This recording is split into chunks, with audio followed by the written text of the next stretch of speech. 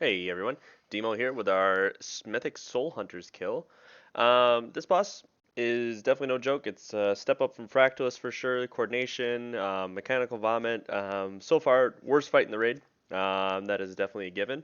But got to get through it. So here is some of my tips, tricks, and the struggles that we went through, which we really, just like Forge Weaver, we struggled with this boss. We did pretty good at the start, and then we had a whole day of just regression, but today we ended up killing it. So the first thing that I'll start with is luckily not much for assignment on here, um, just because of the strat that we used. The only assignment that you have is just the hunt assignments. And so I went with a first soak melee group really, second group would be mid-range, and this was our range classes, and then third soak of the hunt, again, range classes as well.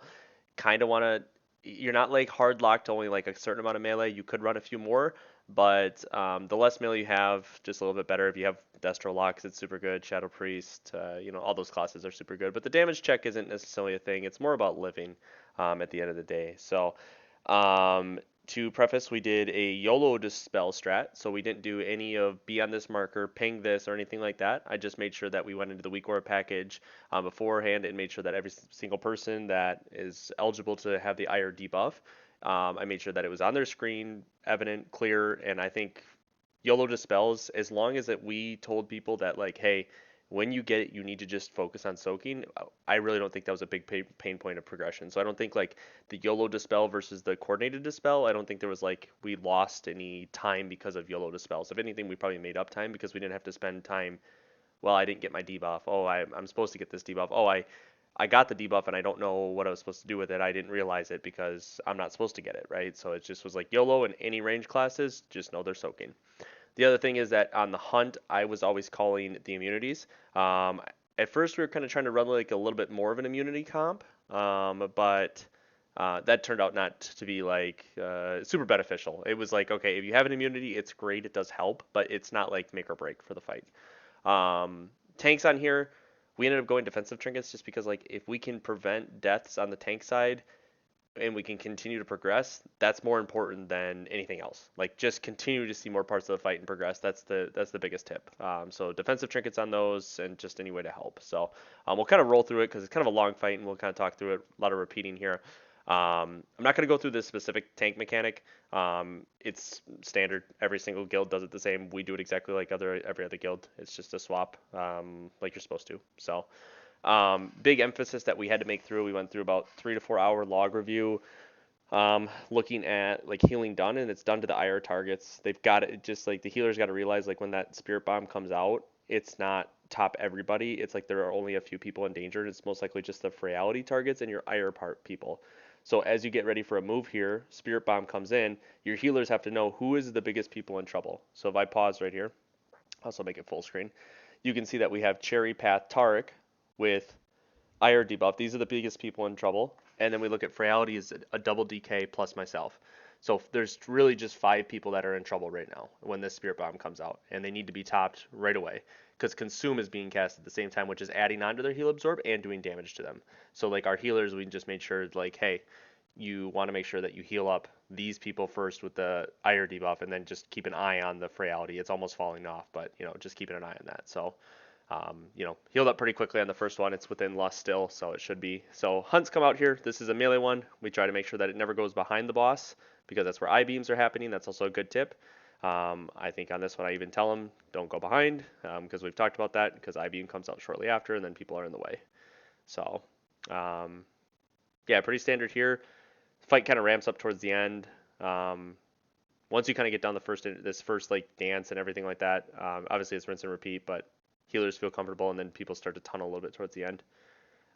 Big tip as well is these IR people, don't have them soak the hunts.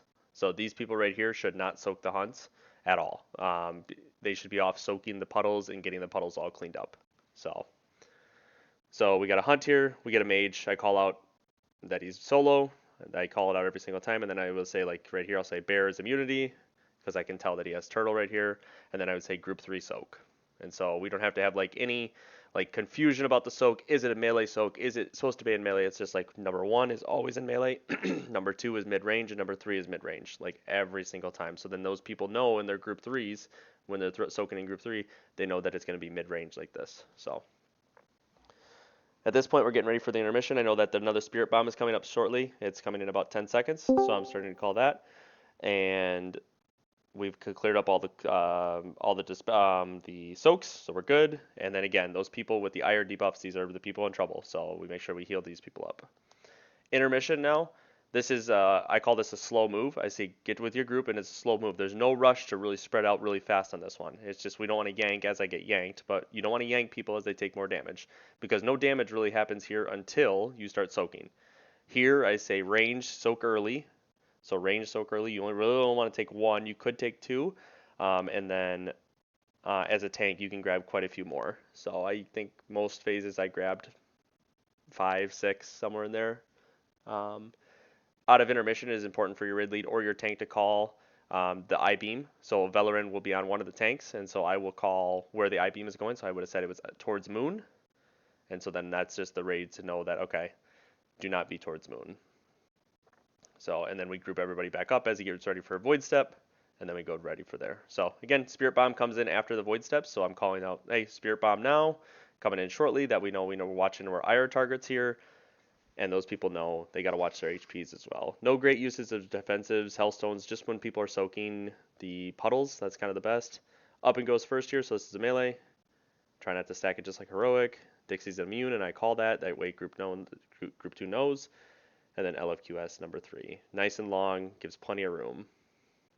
And again, it's just a rinse and repeat. After you've done the first intermission, the great part is everything's the same. Those eradicates right there. That's like our biggest death point.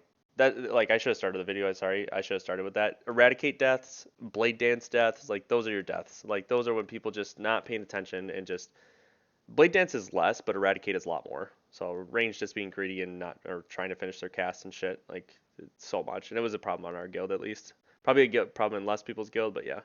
So first is Bear. I see he doesn't have immunity. You can see it right here. I make sure to call him. So, and I always Tiger Lust. I always Tiger Lust the first person. I will call that out as well. Sorry, I had a little cough. As Brewmaster Tank, I Tiger's Lust the first person with it, so it removes the snare and it gives them movement speed. If you have a monk in your group, you probably should do the same, or you should freedom them. Then, as you can see here, I'll go back 10 seconds. Look how quick he is here. So he gets script in. I Tiger's Lust him. Look at him sprinting around. He doesn't have a slow on him, and he puts it into position still. That's all because he had a Tiger's Lust. Okay? So that's important, I would say. Making sure to get those guys freedomed. So. And then everything normal here. We're coming into our second intermission. Groups are soaking. They're clearing up our puddles. And this one is a little bit quicker. I start to tell people here they want to start to get towards the middle. So let's see if I also do it here. So start to play to the middle, because here you don't want to have everybody grouped up and all the blade dances coming through, right? So go to your sides, range back up, and then have the middle person play in the middle, and everybody else try not to make the tether too long, but give yourself some room just in case you need it. Obviously, these are blaze lines. You move within your line, and you don't move it left and right. You just move, you dodge up and down your line. Don't move it left and right or front and back. Big thing I like to call here at the very end is to stay put. As you can see, they're going to jump down and people are going to want to start moving, but there's a ton of blaze lines still out. Okay, so I tell everybody right here, I'm saying stay put. Stay put, don't move, just wait. And now once it's all done, now you move, okay? Because otherwise those blaze lines start to move and everybody's like getting hit by them at the end. So, good here. I called what the I-beam was going again. Person soaked it. I could have soaked it. It's not a big deal. And we rinse and repeat.